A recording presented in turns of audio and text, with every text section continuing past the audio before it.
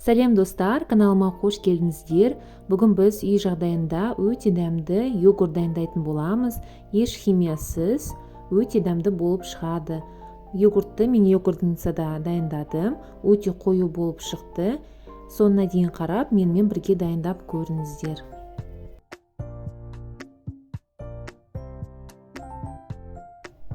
Йогурт дайындау үшін аса көп ингредиенттер керек емес, 6% сүт керек болады және закваска керек. Сүтімізді ыдысымызға құйып, жылытып аламыз, 37-40 градуста болу керек.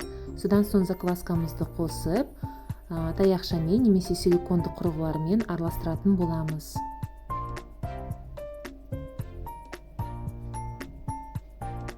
Содан соң осы банкілерімізге сүтімізді құйып, қақпағын жабамыз.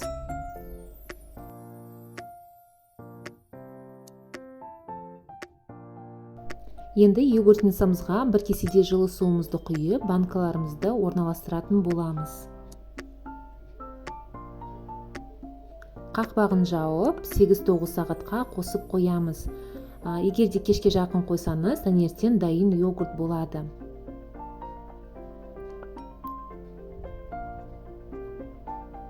Міне достар, таңертең біздің йогурттарымыз дайын болды. Өте дәмді, қою болып шықты. Еш қорықпай, балаларыңызға берсеңіздер болады. Ал йогуртымыз дәмді болу үшін біз неше түрлі тосап қоса аламыз, және жеміс-жидектер, мюсли қосуға болады. Банан немесе алма қоссаңыздар жақсы болады.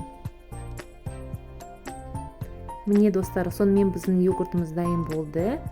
Менімен бірге дайындап көріңіздер. Егер де каналыма тіркелмеген болсаңыздар, тіркеліп, сұрақтарыңыз болса, пікірлеріңізді қалдыра кетіңіздер, міндетті түрде жауап беремін. Сіздермен болған айым, қош сау болыңыздар, ас болсын.